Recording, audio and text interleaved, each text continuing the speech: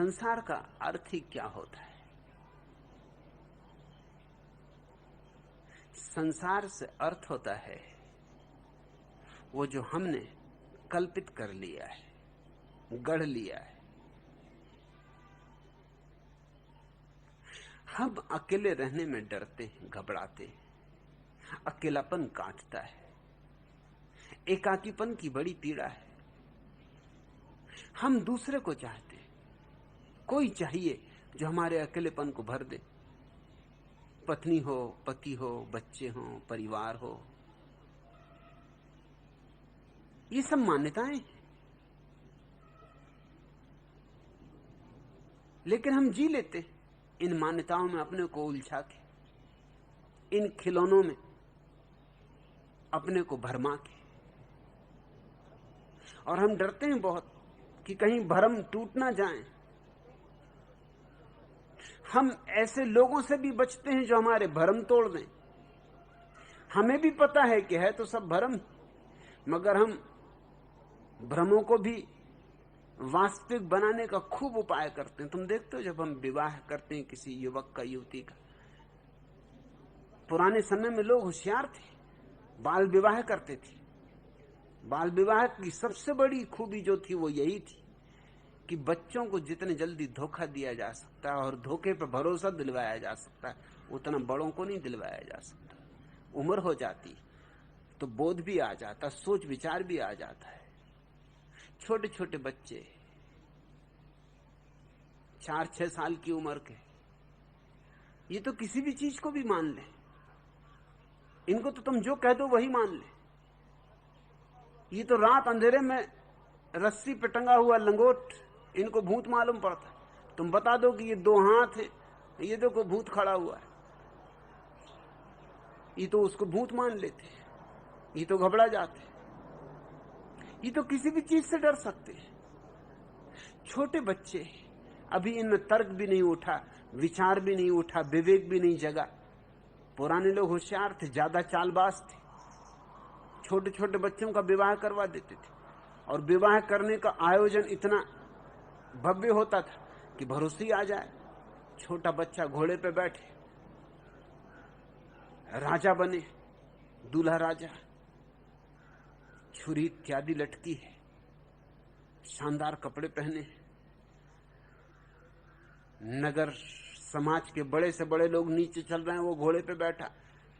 उसकी अकड़ का ठिकाना न रहे, उसके अहंकार को खूब बल मिले। फिर बड़ा पूजा पाठ, यज्ञ हवन, पंडित पुरोहित, मरी हुई भाषाओं में मंत्र जाप, सब इतना औपचारिक आयोजन कि उसे लगे कि कुछ बड़ी महत्वपूर्ण बात हो रही। फिर 7 फेरे, और ये सब इतनी गंभीरता से किया जा रहा है, सब 2 कौड़ी का। तुम घोड़े पे बैठो कि हाथी पे, कुछ फर्क नहीं पड़ता। तुम 7 चक्कर लगाओ कि 70 चक्कर ही लगा रहे हो, कुछ खास मतलब नहीं। लेकिन छोटे बच्चे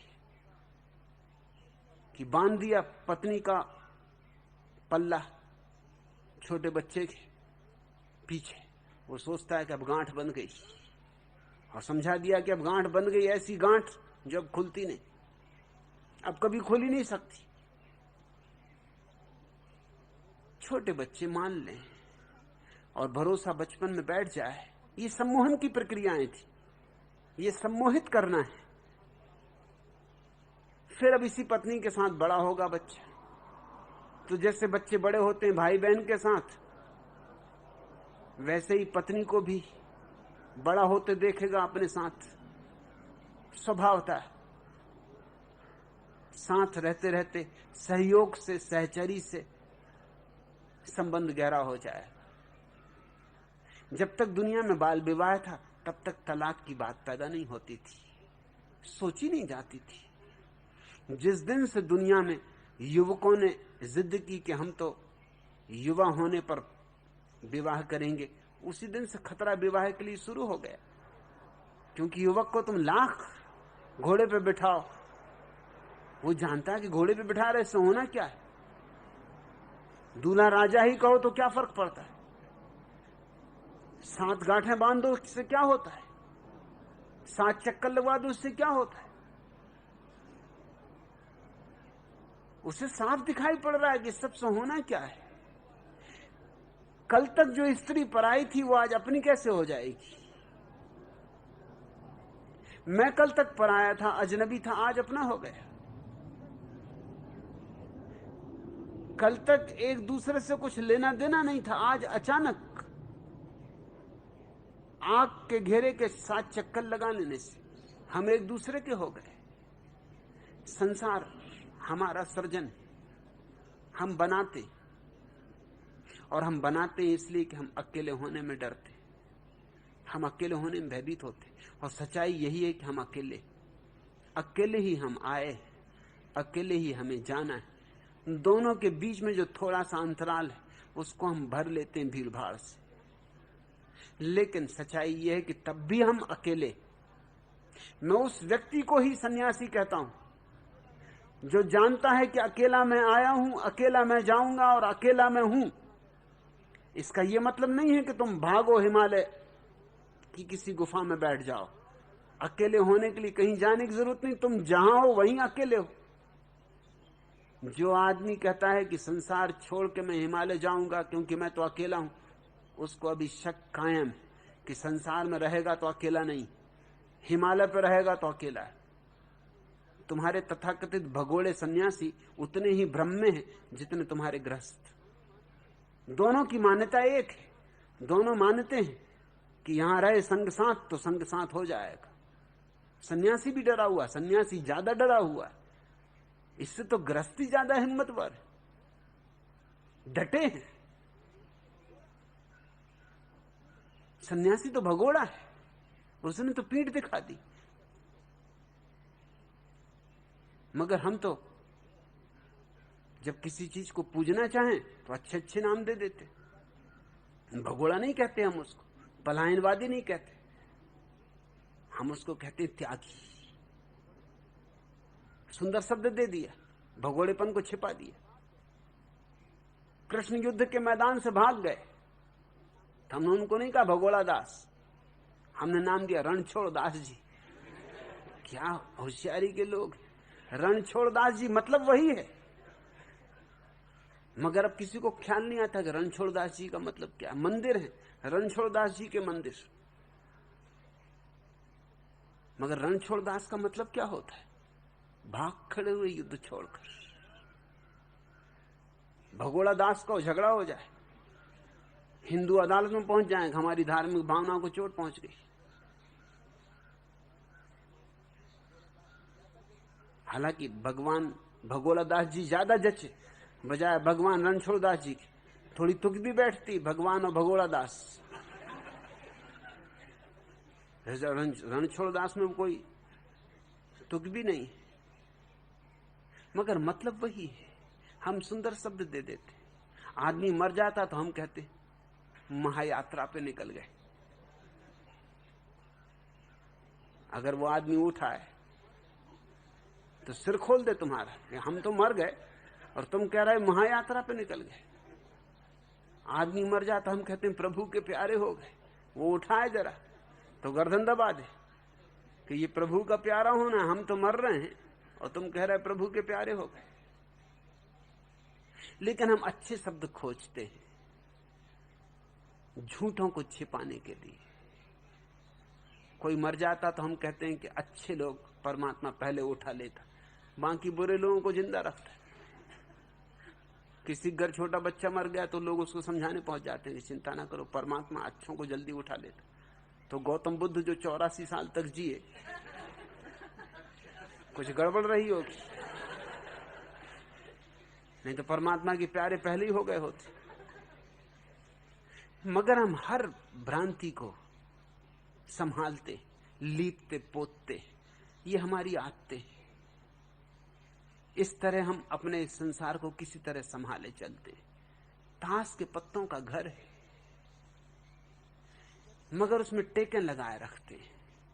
इधर से गिरा तो टेक लगा दी एक, उधर से गिरने लगा तो टेक लगा दी, और सब तरफ से टेके लगाए रखे हुए। रेत का मकान बनाए बैठे, जानते हैं गिरेगा, गिरना सुनिश्चित है। जब तक नहीं गिरा है तभी तक चमत्कार है कि क्यों नहीं गिरा है। हवा का जरा सा झोंका आएगा और गिर जाएगा, मगर आशा बांधे हुए कि औरों के गिरते हमारा नहीं गिरेगा। हमने कितनी कुशलता से बनाया है। सन्यासी वह नहीं है जो भागता है संसार से। सन्यासी वह है जो जानता है भीड़ के बीच भी कि मैं अकेला हूं, जो अपने अकेलेपन को स्वीकारता है, उसे इंकारता नहीं, नकारता नहीं। संसार है क्या? बस तुम्हारी आशा है। संसार से मेरा अर्थ ये वृक्ष नहीं है, ये पशु पक्षी नहीं है, ये चांद तारे नहीं। संसार से अर्थ है तुम्हारी कल्पनाओं का जाल। उसे तुम सिकोड़ लो, वापस हटा लो। ये संसार तो अपनी जगह रहेगा। जब मैं कहता हूं संसार माया है, तो मेरा मतलब ये नहीं कि तुम ध्यान में हो जाओगे तो वृक्ष खो जाएंगे और पहाड़ नहीं रह जाएंगे।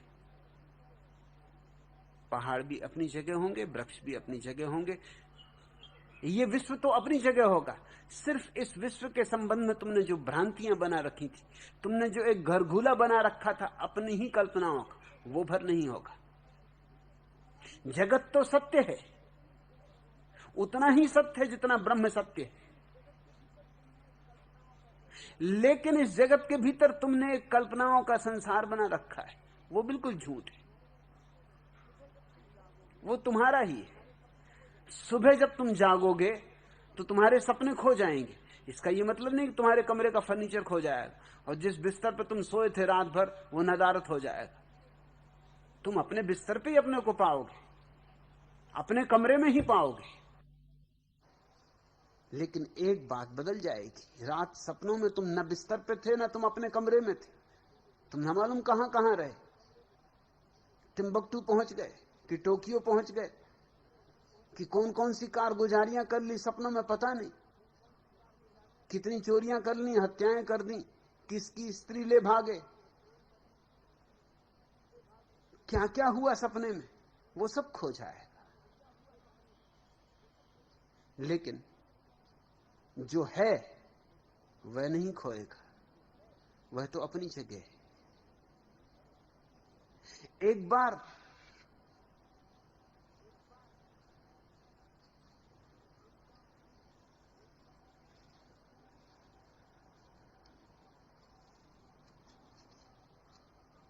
सड़क पर कॉलेज की दो लड़कियां जा रही थी।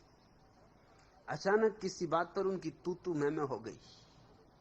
पहली ने कहा तुझे अंधा पति मिलेगा, दूसरी ने उत्तर दिया तुझे लंगड़ा पति मिलेगा। यह बात पास से गुजरते हुए दो भिखारियों ने भी सुनी, जिनमें से एक अंधा था और दूसरा लंगड़ा। वे ये वार्तालाप सुन के ठहर गए। जब काफी देर तक मामला नहीं सुलझा तो दोनों भिखारी भीड़ को चीरते हुए उन लड़कियों के पास पहुंचे और बोले, देवियों, आप बाद में चाहे जितनी देर लड़ती रहें, लेकिन हमें यह बता दें कि हम खड़े रहें या जाएं।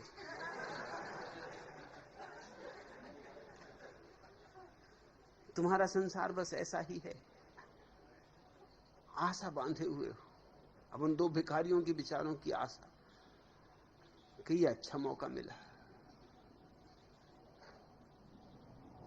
सोचे नहीं था। भगवान जब देता तो छप्पड़ फाड़ कर देता, सोचा होगा कि वाह रे वाह कैसा दिन, शुभ दिन। एक कह रही अंधा मिलेगा, एक कह रही लंगड़ा मिलेगा, और हम दोनों मौजूद हैं। अब देर क्या है, लड़ाई झगड़ा बाद में कर लेना। तो हम खड़े रहें कि जाएं? तुम कहां खड़े हो, किस आशा में खड़े हो?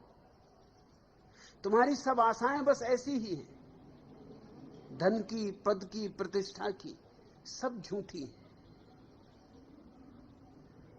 उषा, यहां संसार में कोई अपना नहीं है। इसका यह अर्थ नहीं है कि सबसे दुश्मनी साध लो। इसका यह अर्थ नहीं है कि लोगों को प्रेम ना दो।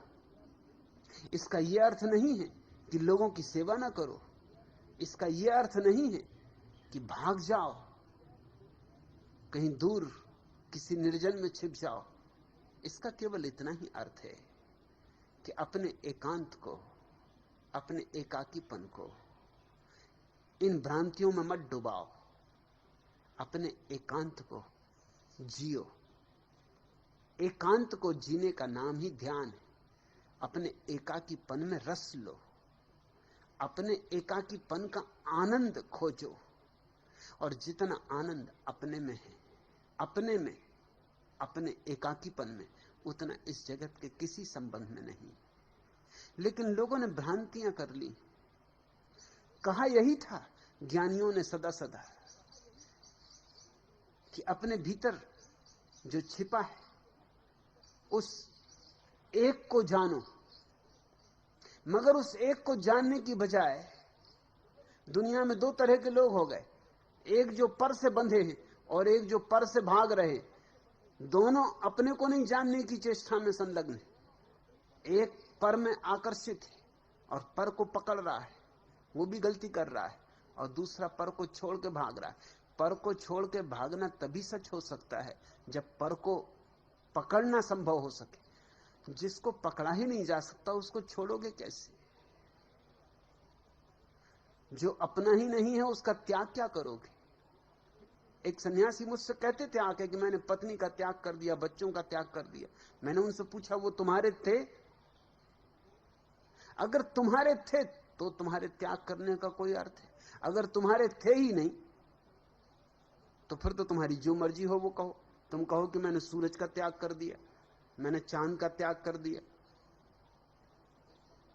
ये क्यों नहीं कहते?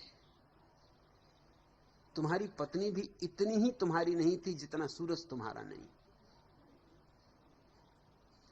फिर अपने त्याग को जितना बड़ा करना हो उतना बड़ा करके बताओ। कुछ भी तुम्हारा नहीं। ये त्याग का अहंकार उसी भ्रांति पर खड़ा है। मगर ज्ञानियों की बातें हमेशा अज्ञानियों के हाथों में पड़ के बड़े अनूठे अर्थ ले लेती। दूसरी मंजिल के मकान में रहने वाली युवती काफी देर बाद छत से नीचे कूड़ा डालकर लौटी तो पति ने उससे पूछा, कूड़ा डालने में इतनी देर क्यों लगा दी?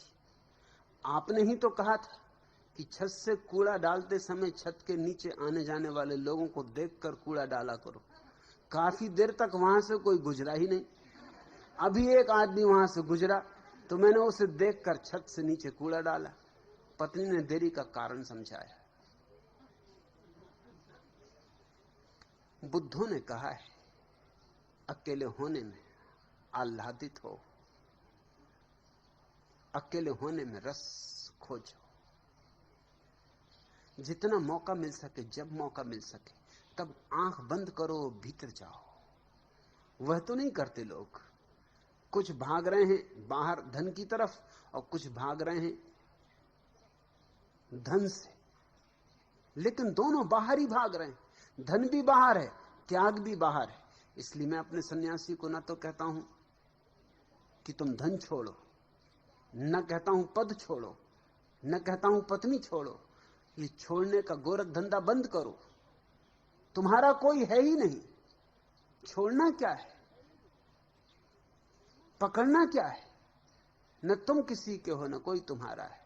रास्ते पे संग साथ हो गया है, नदी नाव संयोग। थोड़ी देर साथ चल लेंगे, फिर रास्ते अलग अलग हो जाएंगे। जितनी देर साथ हो, अपनी सुगंध बांट सकते हो बांटो, अपना सौरभ बांट सकते हो बांटो। जितनी देर संग साथ है, अपना आनंद बांट सकते हो बांटो, अपना दुख न दो। लोग वैसे ही बहुत दुखी और बांटो अपना आनंद, क्योंकि आनंद बांटने से बढ़ता है। यह सूत्र ख्याल रखना। अगर दूसरों को दुख दोगे तुम्हारा दुख बढ़ेगा, और अगर तुम दूसरों को आनंद दोगे तुम्हारा आनंद बढ़ेगा। तुम जो दोगे वही बढ़ेगा।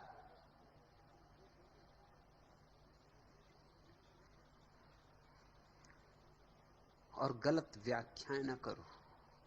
एक बार दो युवक कहीं जा रहे थे। रास्ते में उनका एक तीसरे युवक से झगड़ा हो गया। दोनों में से पहले युवक को तीसरे ने ठोंकना शुरू कर दिया। दूसरा मौका पाके भाग गया। बाद में जिस युवक की पिटाई हुई थी उसने अपने मित्र से पूछा, तू मुझे अकेला छोड़कर क्यों भाग गया? ये कैसी दोस्ती?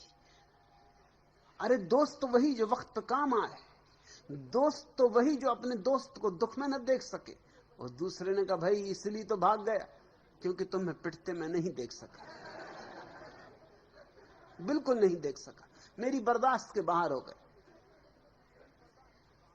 मैंने आंखें बंद कर ली मगर फिर भी तुम्हारी पिटाई की आवाज सुनाई पड़ती रही। तो फिर मैंने कहा यहां से हटी जाना उचित। अरे दोस्त वही जो न देखे न सुने।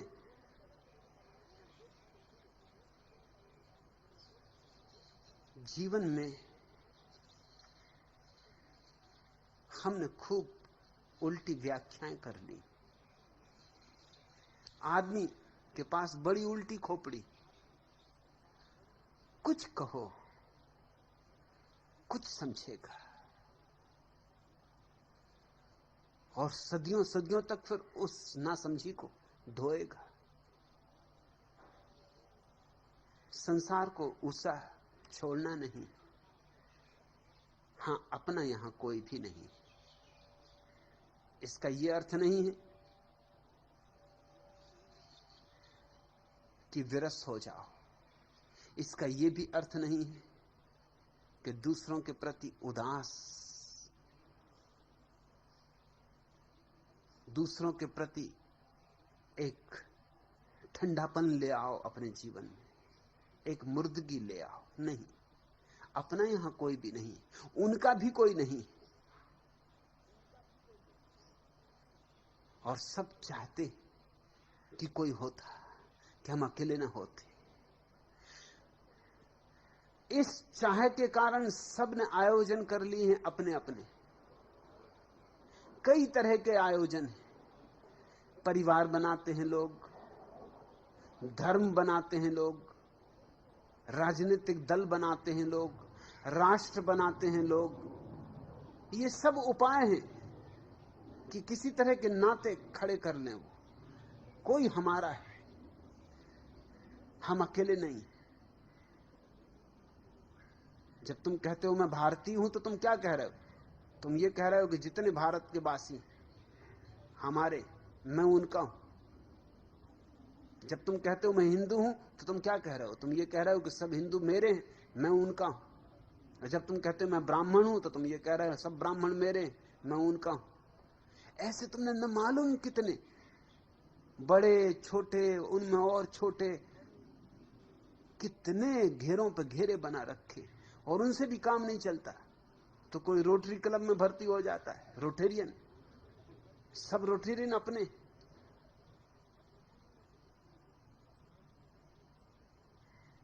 कोई लाइन क्लब में भर्ती हो जाता है, सब लाइन अपने।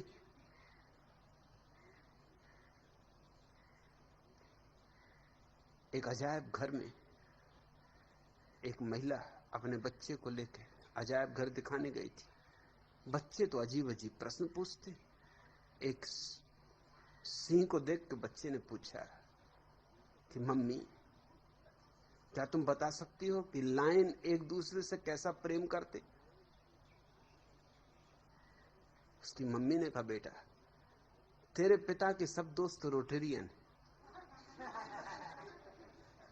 सो लाइनों के संबंध में मैं कुछ नहीं कह सकती। हाँ, रोटेरियन के संबंध में तू पूछ तो बता सकती कि रोटेरियन कैसे प्रेम करते। घेरों पे घेरे, उनमें और छोटे घेरे लोग बनाए चले जाते, सिर्फ एक आकांक्षा में कि बहुत से वर्तनों में घिरकर भुला लेंगे अपने अकेलेपन को। लेकिन न कभी कोई भुला पाया है, न कोई भुला सकता है। तुम्हारा एकाकीपन तुम्हारे जीवन का परम सत्य है। उसकी स्वीकृति संन्यास है, उसकी सहज स्वीकृति संन्यास है। भीड़ में रहो, बाजार में रहो, मगर अपने एकाकीपन को मत भूलना। और जब मौका मिले तब आंख बंद करके अपने एकाकीपन में डुबकी मार लेना, और वही डुबकी तुम्हें धीरे धीरे परमात्मा में ले जाएगी। क्योंकि तुम जब बिल्कुल अकेले हो तो तुम परमात्मा में हो, और जब तुम भीड़ में डूबे हो, औरों में उलझे हो, तब परमात्मा से विमुख हो गए हो। भीड़ से जुड़े कि परमात्मा से विमुख हुए, राम से विमुख हुए, अपने से जुड़े कि राम के सन्मुख हुए। राम के सन्मुख हो जाना ही क्रांति। आज इतना।